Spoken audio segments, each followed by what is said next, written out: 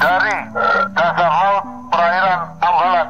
Media-media Indonesia telah pun membuat satu pernyataan bahawa mereka telah seolah mendapat hak pada Pulau Ambalat ini. Adakah ini benar ataupun bagaimana? Sorry girl, I gotta go. Yeah, you know this ain't the old me. Try to keep it on the low.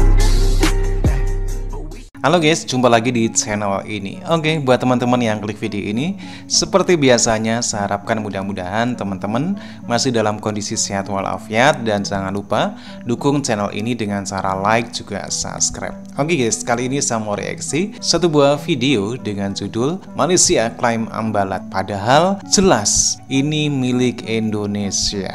Oke, seperti apa videonya? Sebelum kita berkomentar, kita akan lihat dulu.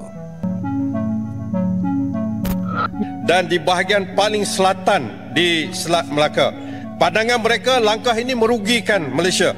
Ini perkara-perkara yang dianggap penting. Selain daripada itu yang berkaitan Pulau Sebatik ataupun dengan soal Ambalat, ini kes-kes yang telah pun selama ini menjadi isu ataupun dispute.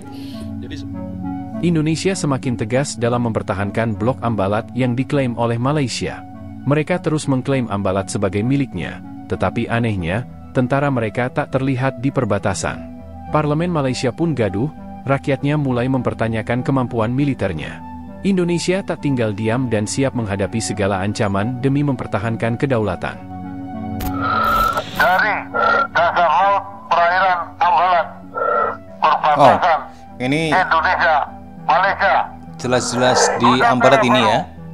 Indonesia maju. Isu Ambalat ini sebenarnya melibatkan dua perkara yang besar. Yang pertama berkaitan dengan security, sebagai kedudukan di antara Sabah, Malaysia dan Indonesia. Jadi ini cara teliti lagi. Dan yang kedua yang menjadi isu yang dibatikkan, Ambalat ini dikatakan mempunyai sumber gas dan minyak yang terbesar di dunia, menyangkau kepada 2 triliun ringgit Malaysia. Kita digambarkan bagaimana kerajaan telah menentang ini dengan pihak Indonesia dan menyerahkan ini kepada Indonesia. Tetapi perkara ini telah dinafikan oleh pihak Kementerian Luar. Kerana ini bukan melibatkan perkara yang kecil, bukan perkara biasa. Ini melibatkan satu khazanah negara, kerana dia melibatkan begitu banyak kepentingan negara, baik dari keselamatan maupun dari segi pendapatan negara. Jadi perlu satu penjelasan yang detail kepada kerajaan kepada rakyat, terutamanya rakyat Sabah. Bagaimana tadi katakan bahawa kerajaan seolah-olah telah menjual atau menggadaikan masa negara. Ini difahamkan kata kabinet pun tidak tahu apa yang kalau yang begini besar tak dibentang pun dalam kata ini benar. Kerana kita dapati bahawa media-media Indonesia telah pun membuat satu pernyataan bahawa mereka telah seolah mendapat hak pada Pulau Ambalat ini. Adakah ini benar? Takut sama media Indonesia. Kita berkaitan tata kelola, kita berkaitan transparansi, kita berkaitan dengan integriti dan sebagainya. Ini masih tidak dibuktikan. Jadi saya isu Ambalat ini perlu satu jelasan yang baik oleh pihak kerajaan, terutama Perdana Menteri, supaya kita semua faham adakah benar. Kalau silap, katakan silap. Kalau betul, katakan betul. Kita nak tahu apa sebenarnya. Jangan berlaku di belakang kita. Tidak seperti ini, dan akhirnya merugikan negara dan juga bangsa kita dan bangsa. Kita persilakan Datuk Seri Taqiyuddin bin Hassan yang berhormat Kota Baru. Terima kasih Datuk Yang Dipertua.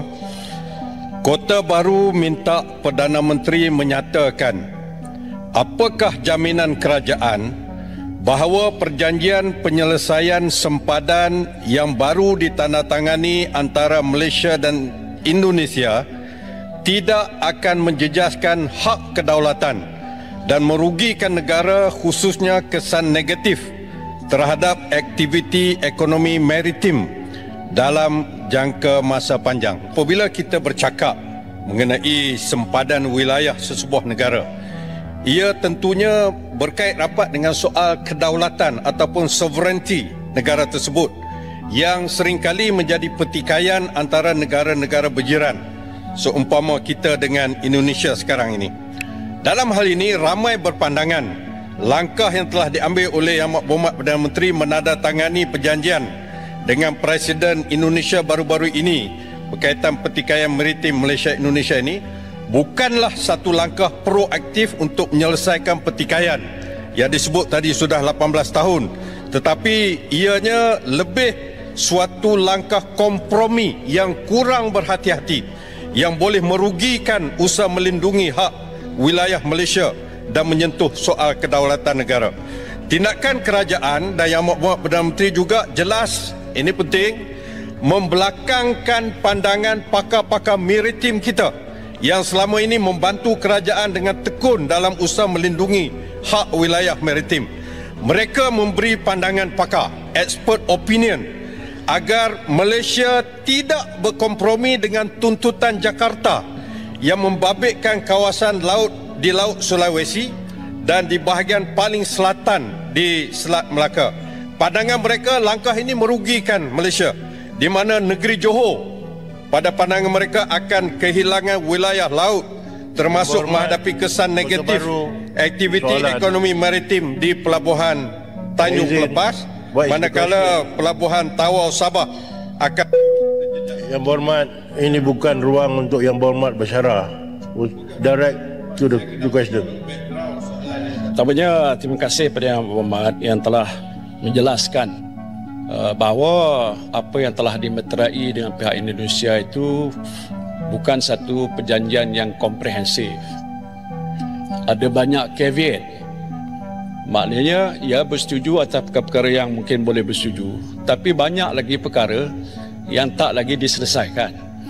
Macam contoh tadi, sama ada soal yang berkaitan dengan sempadan di mana melibatkan negeri Johor, negeri saya lah, ataupun di Sabah.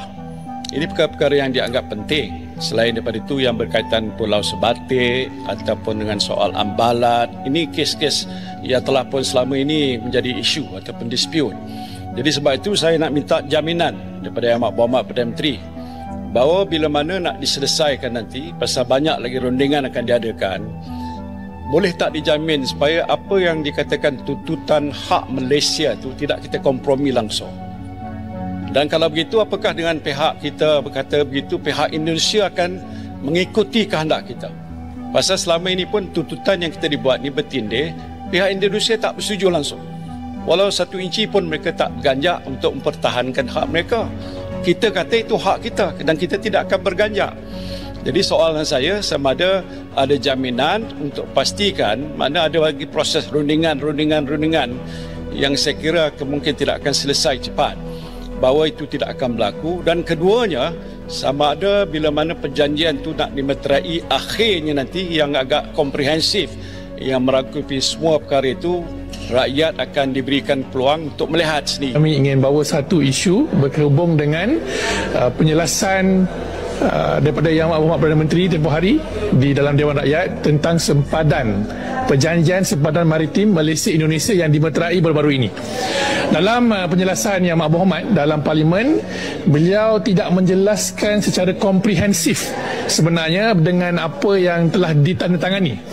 Dan dari luar kami dapat banyak permintaan daripada Persatuan Maritim, pemain industri minyak dan gas untuk mengetahui butiran terperinci apakah bentuk perjanjian yang dipersetujui, petanya dan bagaimana, melibatkan treaty-treaty yang telah ditandatangani antara Indonesia dan Malaysia.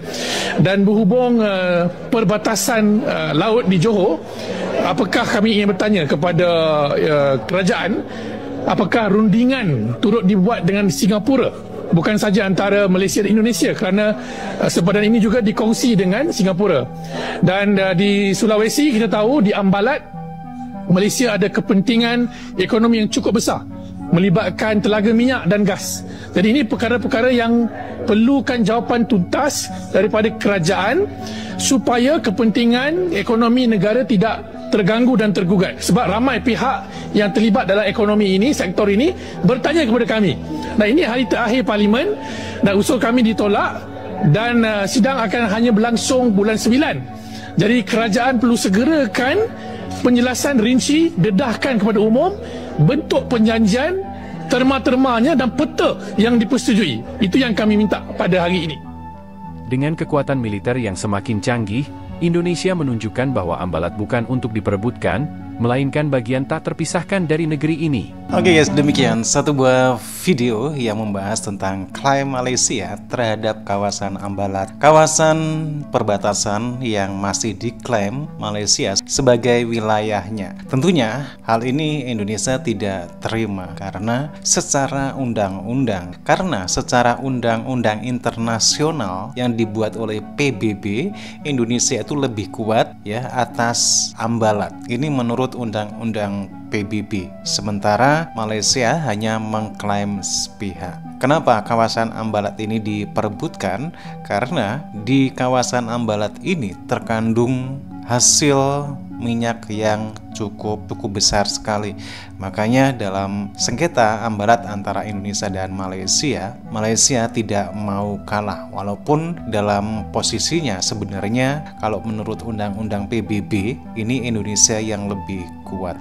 Dan sekarang mencuat kembali, memanas kembali ketika Indonesia telah mengirimkan 2 kapal perang ke kawasan Ambalat. Yang jelas tujuannya untuk mengamankan, memperkuat kawasan di Ambalat. Oke guys, demikian videonya. Bagaimana nih menurut teman-teman? Silahkan teman-teman bisa berkomentar dan jangan lupa like, subscribe. Terima kasih.